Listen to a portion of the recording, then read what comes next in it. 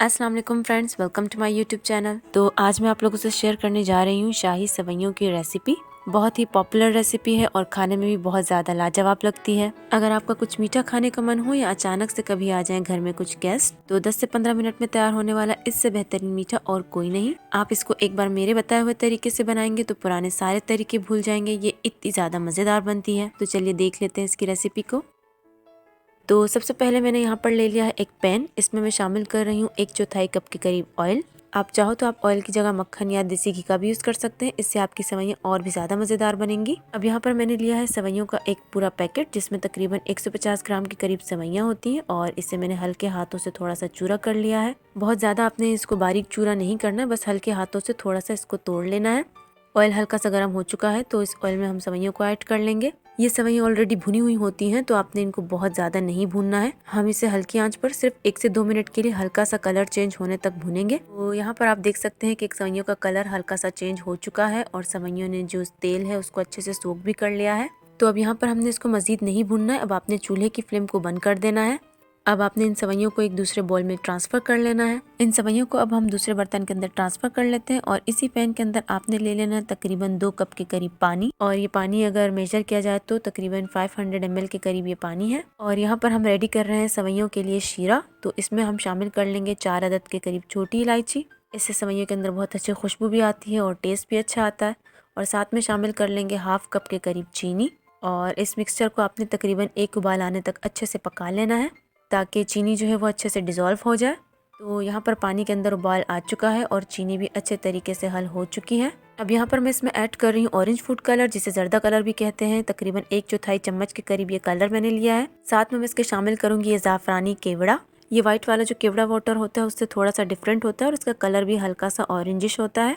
आपने ये वाला केवड़ा ज़रूर ऐड करना है, इससे बहुत ही अच्छा फ्लेवर आता है। तो 1 छोटा चम्मच भर के ये केवड़ा वाटर भी इसमें शामिल कर लेंगे।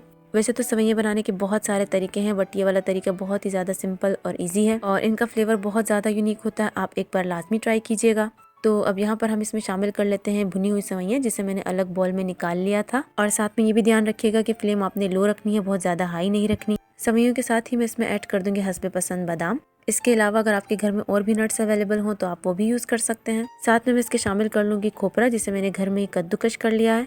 आप इसकी जगह पर पिसा हुआ खोपरा जो दुकानों पे इजीली अवेलेबल होता है वो भी यूज़ कर सकते हैं। अब यहाँ पर आपने थोड़ा सा चम्मच चला लेना है ताकि तमाम इंग्रेडिएंट्स आपस में अच्छे से मिक्स हो जाएं। अब यहाँ पर आपने इसको ढककर तकरीबन 4 से 5 मिनट के लिए बिल्कुल हल्की सी दम वाली जो आंच होती है उस पर पका लेना है। फ्लेम को आपने बिल्कुल भी हाई नहीं रखना है।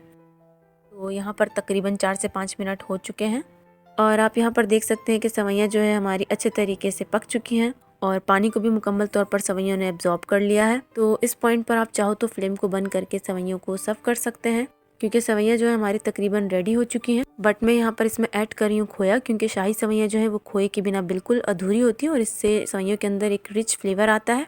और खोया डालने के बाद आपने इसको मज़ीद 3 से 4 मिनट के लिए दम वाली आँच पर फिर से पका लेना है।